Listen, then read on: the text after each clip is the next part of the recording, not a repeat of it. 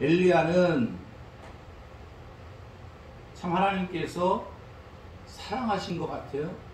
이 세상 모든 사람들이 다 죽음의 맛을, 고통을 보고 하나님께 올라가지만 엘리야는 특별하게 하나님께서 불말과 불병거를 보내시고 회오리 바람을 통해서 하늘에 승천하게 하셨습니다.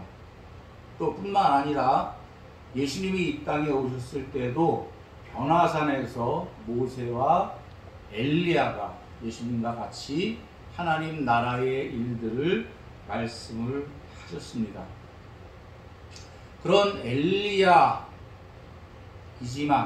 이 세상에 살아갈 때에 과연 어떠한 모습을 가지고 살았는가 하는 것을 오늘 말씀을 통해서 살펴보기를 원합니다.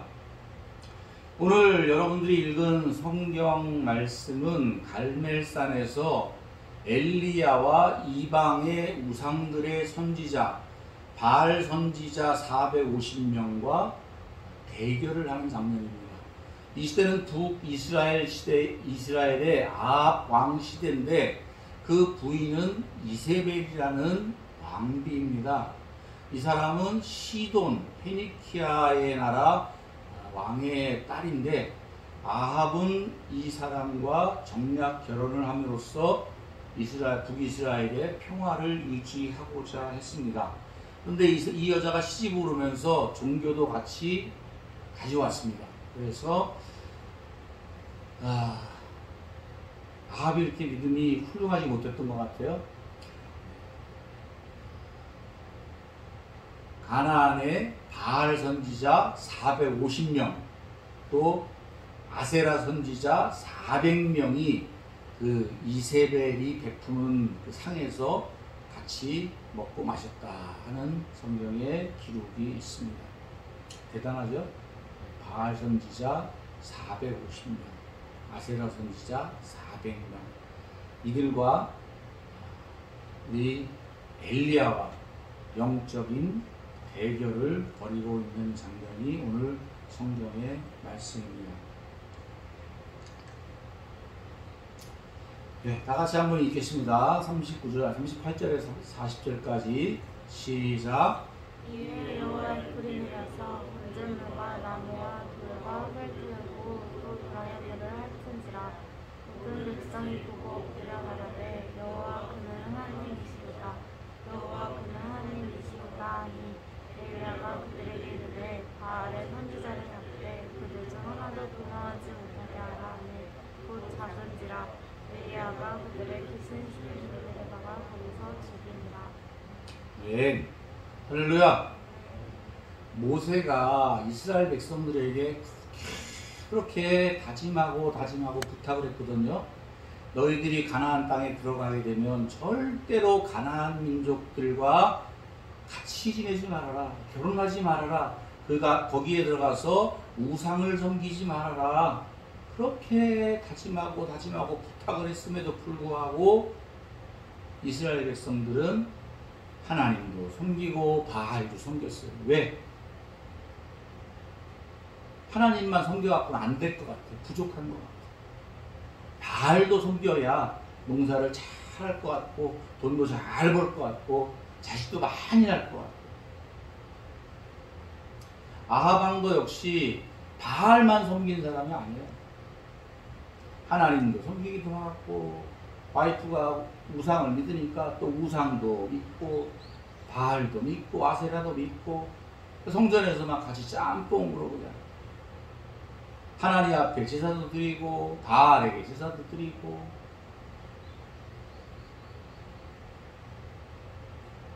그런 시대에 모든 백성들이 왕이 그러는데 뭐 일반 백성들이 오죽하겠습니까?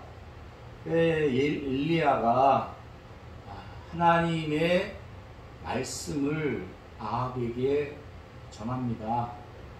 내가 입을 열지 않으면 비가 안 올 거야. 그래서 이제 얘기를 하고 그러니까 아합이 화가 나가지고 넌 왜 우리 이스라엘 이렇게 못 살게 구냐 그러면서 엘리야를 핍박을 하지요. 그때에 엘리야는 아합에게 내가 이스라엘을 못 살게 구는 게 아니라 당신이 하나님을 올바르게 믿지 않음으로 인해서 이스라엘이 하나님 앞에 범죄하고 있다. 이렇게 담대하게 하나님의 말씀을 전합니다. 그러면서 진짜 신이 어떤 신인가 보여주겠다. 이방 선지자들을 바알 선지자 또 아세라 선지자 이런 사람들을 갈멜산으로 다 모이게 해라. 그리고 진짜 하나님이 어떤 분이 어떤 것이 진짜 참 신인지 한번 겨뤄보자. 그래서 갈멜산에 단을 쌓고 정말 하나님이라면 각자 자기의 신에게 기도할 때에 하늘에서 불을 내려서 그 제단에 그 제물을 받으실 거다. 불로 역사하시는 신이 참 신이다. 이렇게 말씀을 하면서 과연 그 불로 역사하시는 참 신이 하나님이거든 하나님을 믿고 또 바알이거든 바알을 믿어라. 그렇게 백성들에게 얘기를 했어요. 먼저 바알 선지자들 450명이 먼저 제단 앞에 나가서 그들의 신에게 기도하기 시작했습니다. 아무리 기도해도 제단에 하늘에서 불이 내려오지 않자 그들은 소리를 지르기도 하고 옷을 찢으며 또 온몸을 자해하면서 그들의 신을 불렀지만 아무리 시간이 지나도 제단에 제물에 불을 내리지 않았습니다. 그러나 엘리야가 이제 하나님 앞에 기도할 때에 오늘 말씀해 준 것처럼 하늘에서 불이 내려서 그 제단에 제물을 불태우는 놀라운 광경을 목격했습니다. 봐라, 하나님은 살아계셔서 우리의 기도를 들으신다. 이렇게 말씀을 하면서 바알 선지자 450명을 잡아서 죽였습니다. 저때 엘리야는 어떠한 마음이었을까요? 야, 정말 우리 하나님이 진짜 하나님이야. 백성들아, 아방, 당신도 봤지? 우리가 하나님을 믿어야 돼. 하나님이 참 신이야. 하나님만이 살아계신 하나님이야. 이렇게 아마 불타오르는 그런 뜨거운 마음을 가지고 백성들에게 자랑스럽게 섰을 겁니다.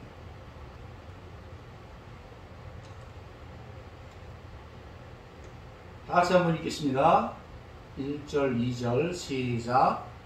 엘리야가 향한 모든 일과 그가 어떻게 모든 선지자를 칼로 죽였는지를 이세벨에게 말하니 이세벨이 사신을 엘리야에게 보내이르되 내가 내 임원 때에는 반드시 이스라엘을 저 사람들 중 한 사람께 생는 것 같게 하리라. 그렇게 하지 아니하면 신들에게 벌 위에 벌을 내림이 마땅하니라 한지라. 450명의 바알 선지자들 처단한 것까지도 좋고 이제 정말 마음속에 막 그 뜨거운 마음으로 이제 이스라엘이 하나님을 온전히 믿을 거야. 아합왕도 이제 정신을 차리고 하나님을 믿을 거야. 야, 이제 됐다. 막 그렇게 그냥 믿음이 충만해진 그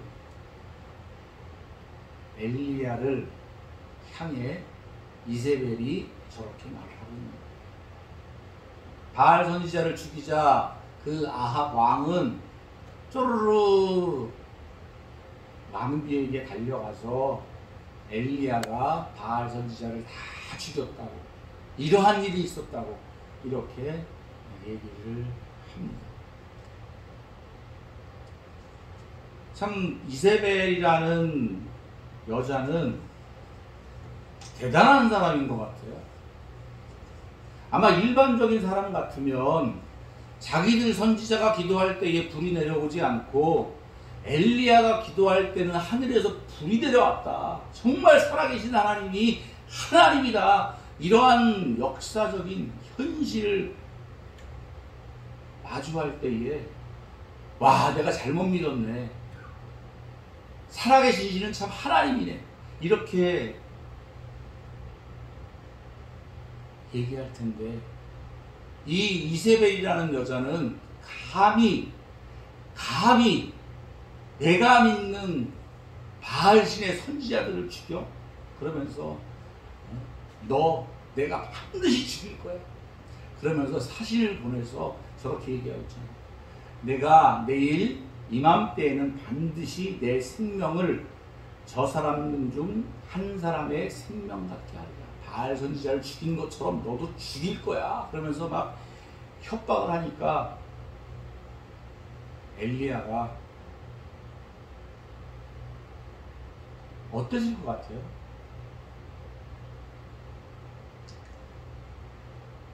아니, 하늘에서 불을 내리는 불의 선지자, 왕 앞에서도 하나님의 말씀을 담대하게 전했던 선지자,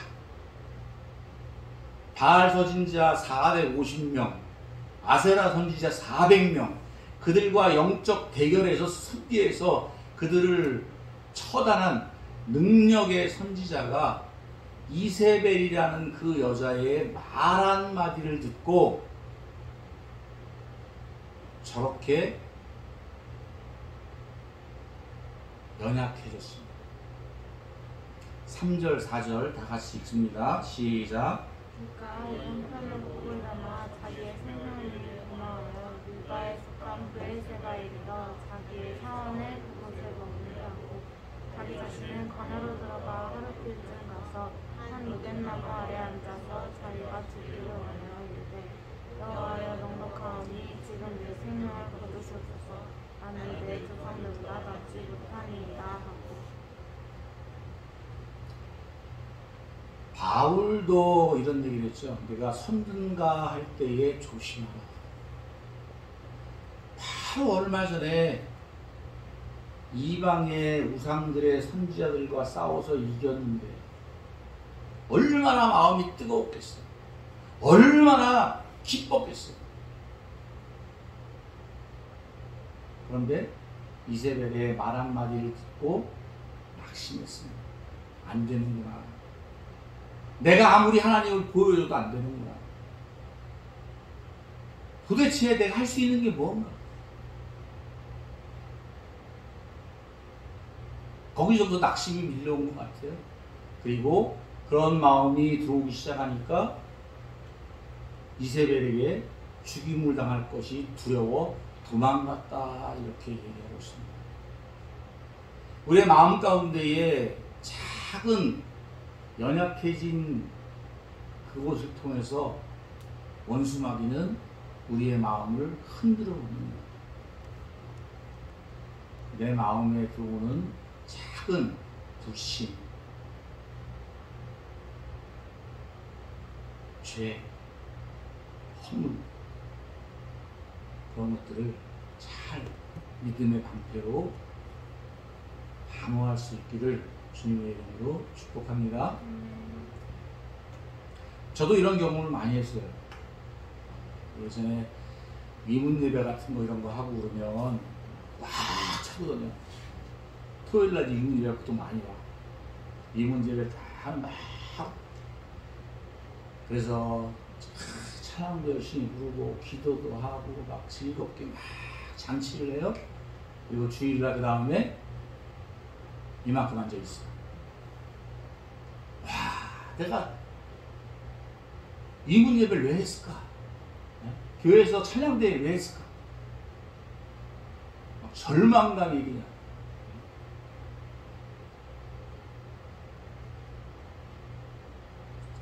사랑하는 우리 성도 여러분,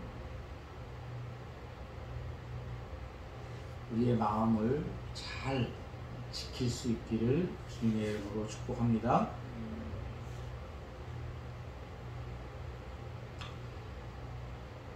얼마 전 갈멜산에서 살아계신 하나님을 증거했던 불의 능력의 선지자의 모습이 아닙니다. 완전히 불쌍하고 연약한 도망자의 모습입니다. 이러한 모습이 바로 우리의 모습이기도 합니다. 성전에서 찬양을 부르고 또 예배하고 뜨겁게 기도할 때는 산을 들어서 바다에 옮길 만한 믿음이 있는 듯 하지만 거친 풍랑을 만나거나 아픈 가시에 찔리면 한없이 작아지는 우리의 모습이기도 합니다.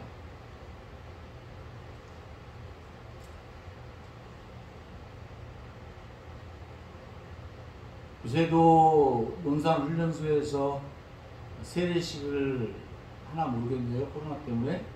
예전에는 한 번 세례를 줄 때 막 3,000명, 5,000명, 6,000명씩 세례를 줬습니다. 2020 운동이라고 해서 매년 이렇게 몇만 명씩, 몇십만 명씩 세례를 주면 이제 2020년도가 되면 온 나라가 복음화가 될 거야 하는 그런 야심찬 계획을 가지고 그런 운동을 계속 해왔어요. 근데 그만이 세례받았던 용사들은 다 어디 갔습니까? 그리고 1004개 교회에 꽉꽉 들어찼던 용사들, 성도들은 다 어디에 갔습니까? 아마 그 당시에 훈련소에서 찬양을 뜨겁게 부르던, 실로암을 부르며 펄쩍펄쩍 뛰었던 그 용사들이 아마 믿음을 그대로 간직하고 있었다면 우리나라는 달라졌을 것 같아요. 뿐만 아니라 군인교회를 거쳐간 많은 함께 예배했던 청년 용사들이 그 믿음을 쭉 간직하고 있었다면 아마도 우리 대한민국의 청년들의 모습은 달라졌을 거라 생각을 합니다. 얼마 전만 해도 한국 교회는 우리나라 인구의 20%에서 25%라고 얘기했습니다. 어림잡아도 1,000만 명이 넘는 성도입니다. 그러나 그 많은 성도들이 다 어디 갔나? 한 주간 동안 고민을 했습니다. 목사인 저도 신앙을 유지하기가 참 힘든데 우리 용사들은 어떻게 신앙을 유지할까? 그 신앙을 잘 붙들고 계십니까? 하나님을 잘 붙들고 계십니까? 하나님의 말씀을 들으며 하나님과 동행하며 살아가고 계십니까? 마스크를 쓰고 있으니 대답을 하는지 안 하는지 알 수가 있네.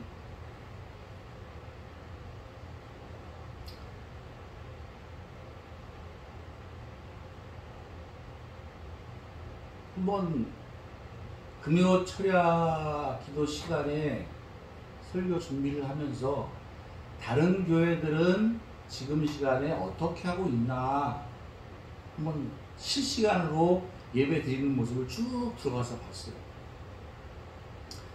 금요 철야 기도회를 안 하는 교회도 꽤 있는 듯하고 또 교회에서 금요 철야 금요 기도회를 하는데 자리들이 많이 비어 있더라고요. 예전과 같이 정말 대형 교회들은 그냥 그 기도회에 사람들이 꽉 차서 뜨겁게 신앙을 부르고 뜨겁게 기도하고 그렇게 했던 모습들은 많이 없어진 것 같아요. 아예 그냥 온라인 기도회라고 써붙인 대형 교회들. 이건 조그만 교회 얘기하는 거 아니에요. 큰 몇만 명씩 모이는 그런 교회들 얘기합니다.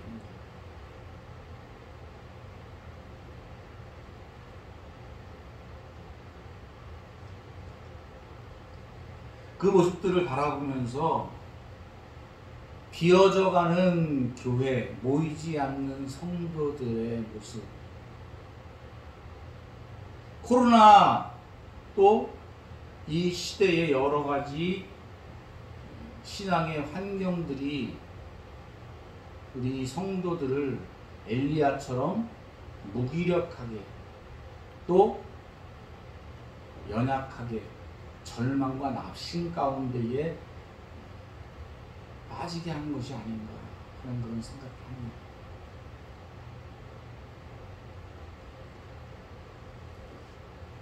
제가 미국에 가보지 않아서 잘 모르겠는데 어떤 목사님이 이렇게 말씀하시더라고요. 미국에서는 길거리에서 복음을 외치면 걸린대요. 구속되는지 벌금을 내는지 모르겠지만 하여튼 간에 다른 사람들의 신앙을 강제로 권면하는 것, 또 그들의 마음의 평화를 깨는 것, 이런 것들이 우선시되다 보니까 세상에 나가서 길거리에서 복음을 전하는 것이 금지가 됐다고 얘기를 하고 있어요. 어제 7월 16일이죠? 찾아보려고 그냥 그러다 이렇게 검색하다 말하던데 아마 7월 16일 날 서울 광장에서 큐어 축제가 있었을 겁니다.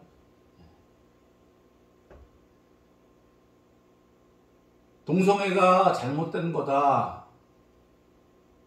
하나님이 싫어하시는 거다. 죄악이다.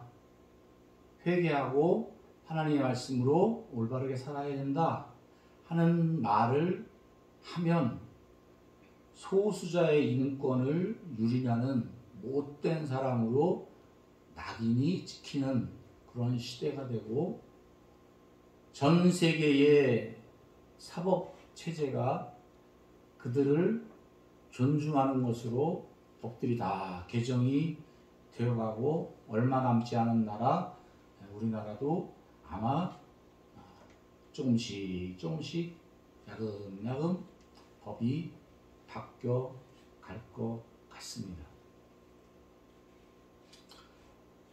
이런 시대를 살아가면서 목사들도 성도들도 그냥 그 환경 속에 눌려서 그 신앙의 모습들이 타협을 해가는 것 같아요.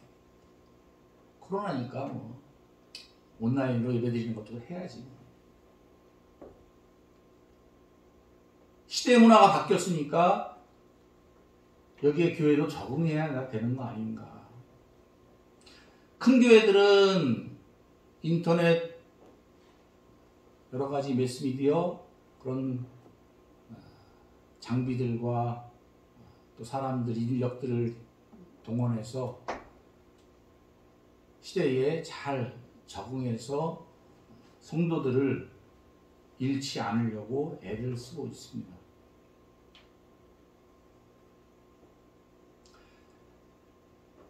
그런데 그것이 과연 정말 옳은 걸까 하는 생각이 듭니다. 얼마 전에 우리 구국성에 했죠? 구국성에 했는데 군정목사단에서 주일 예배를 이런저런 이유로 드리지 못한 친구들을 위해서 13편의 주일 예배를 만들어서 그것을 보고 주일 예배를 대신해라. 그렇게 좋은 뜻에서 마련했습니다. 그런데 그것을 보면서 마음이 무너졌어요. 하나님 앞에 나와서 성전에서 예배 드리는 거 그거 하지 못하면 그냥 그거 녹화해 놓은 거 그거 보고서 예배 드려도 괜찮아. 혹시 그렇게 잘못 전달이 될까 봐. 많이 걱정이 됩니다.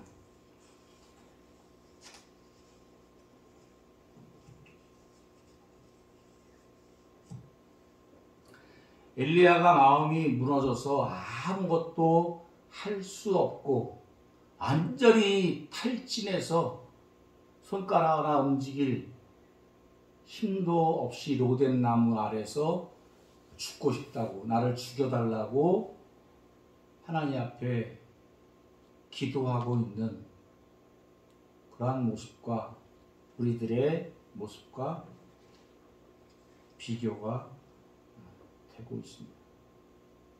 저 또한 한없이 복음을 전하기 힘든 변해버린 군선교 환경과 군인교회 아래서 점점 더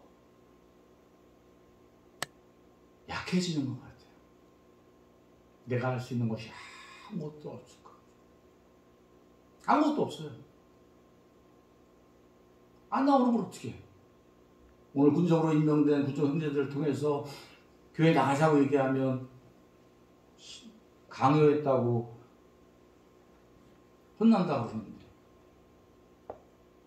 믿음의 지휘관들이 있어도 이제는 함부로 용사들에게 교회를 나가서 예배를 드리자 이렇게 얘기할 수 없다고 하는데, 나는 용사들과 만나기가 너무나 힘든데 어떻게 하지? 나 스스로도 목사인 저도 점점 약해지고 포기가 되는 것 같습니다.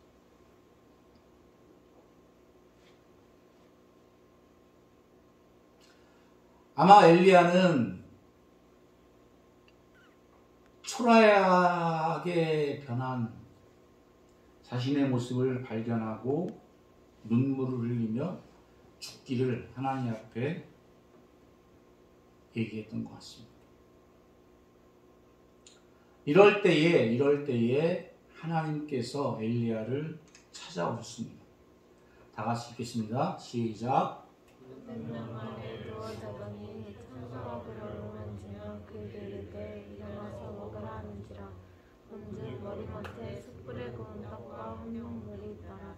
이에 먹고 마시고 다시 누웠더니. 할렐루야. 할렐루야. 힘들고 어려웠던 그런 경험들이 있으십니까? 다 있으시겠죠. 그런데 그 힘들고 어려웠던 때에 정말 손가락 하나도 까딱하지 못하고 하나님 앞에 기도를 하려고 해도 기도조차 한마디 나오지 못할 그때에 여러분들은 여러분의 믿음으로 그 어려운 스스로 일어난 적이 있습니까? 저의 기억은 한 번도 그런 적이 없었던 것 같아요. 내 믿음이 나를 구원해 그런 적이 없었던 것 같아요. 하나님은 로뎀 나무 아래서 죽어가는 엘리야를 찾아오셨습니다. 그리고 천사를 통해서 엘리야에게 떡과 물을 주셨습니다. 할렐루야. 할렐루야. 이렇게 모이지 않는다고 낙심하지 마시기 바랍니다. 할렐루야. 복음을 전하기 어렵다고 너무나 교회가 힘들다고 낙심하지 마시고, 지금 시대는 할 수 없구나. 그러면서 내가 하나님 앞에 지금 어떻게 해야 하나 하나님을 바라보면서 믿음을 지키는 것이 우리가 지금 해야 할 일 아닌가 생각을 합니다. 엘리야가 하나님 앞에 지금 남아있는 자는 나 하나밖에 없습니다 이렇게 얘기할 때에 하나님께서 아니야, 너 말고도 바알에게 무릎 꿇지 않은 사람들이 7,000명이나 남겨졌어. 할렐루야. 오늘 이렇게 예배 자리에 나온 여러분들, 또 군종으로 헌신하고자 하는 여러분들, 하나님께서 남겨두신 7,000명의 용사들인 것을 믿습니다. 할렐루야. 그들이 일어나서 이스라엘을 뒤집어 버리지는 못했지만 그들은 끝까지 믿음을 지키며 이스라엘을 위해서 기도한 것을 믿습니다. 아멘. 하나님은 절대로 우리가 연약해졌다고 믿음이 없다고 버리신 적이 없습니다. 하나님은 오히려 그런 사람들에게 찾아오셨습니다. 믿음이 연약해져서 바다에 빠져가는 베드로에게 손을 내밀어서 베드로를 건져주셨어요. 할렐루야. 38년 동안 베데스다 연못에서 다른 사람들이 먼저 그 연못으로 달려가는 것을 쳐다봐야만 했던 그 환자에게, 병자에게 예수님은 찾아오셨습니다. 할렐루야.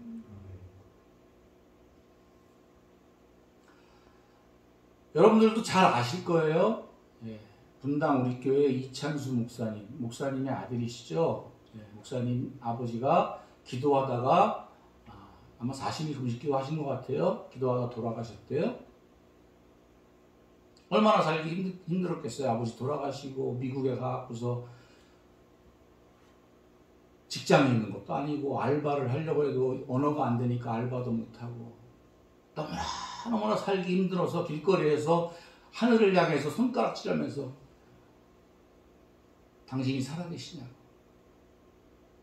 하나님 살아계신 거 맞냐고, 만약에 살아계시면 당신은 정말 무능력한 신이라고, 어찌해 나를 이렇게 내버려 두냐고, 그렇게 하나님 앞에 눈물을 흘리며 하나님 앞에 손가락질을 했다고 이야기했습니다. 근데 하나님은 그런 믿음이 1조차도 남지 않았던 이찬수 목사님에게 찾아오셔서 하나님의 사랑을 보여주시고 교회와 성도들을 통해서 위로하시고 힘을 주셔서 우리 대한민국의 영적인 지도자로 많은 영혼들을 구원하는 귀한 하나님의 사랑하는 사자 목사님으로 세우신 것을, 할렐루야, 할렐루야. 하나님은 하나님의 뜻을 하나님께서 이루시는 것을 믿습니다. 하나님은 엘리야를 찾아오셔서 먹을 것을 주시고 또 물도 주시고 또 잠이 들어서 또 자는 또 엘리야에게 또 찾아오시고 또 먹을 것을 주시고 그러면서 깨우시고, 얘야 이제 일어나라. 이제 너 앞으로 먼 길을 걸어가야 돼. 호렙산에서 나를 만나자. 그리고 40일을 걷게 하셔서 호렙산에서 엘리야를 만나 주셨습니다. 그리고 새로운 사명을 주셨어요. 시리아의 왕을 세우고 북이스라엘의 왕을 예후에게 기름을 부어서 세워라. 그리고 너의 제자 엘리사를 찾아 그에게 너의 뒤를 잇게 해라. 하나님께서는 하나님의 사람을 통해서 하나님의 뜻을 이루어 가시는 것을 믿습니다. 사랑하는 용사 여러분, 성도 여러분, 하나님께서 여러분을 통해서 하시고자 하는 그 일들의 귀한 모습으로 쓰임받기를 주님의 이름으로 축복합니다. 아멘. 우리 새생명교회가 이렇게 별로 모이지 않아서 마음이 무너지고 예배를 시작할 때에 정말 오늘 몇 명 없이 시작하니까 마음에 별 생각이 다 들어가가지고 막 정신이 하나도 없었어요.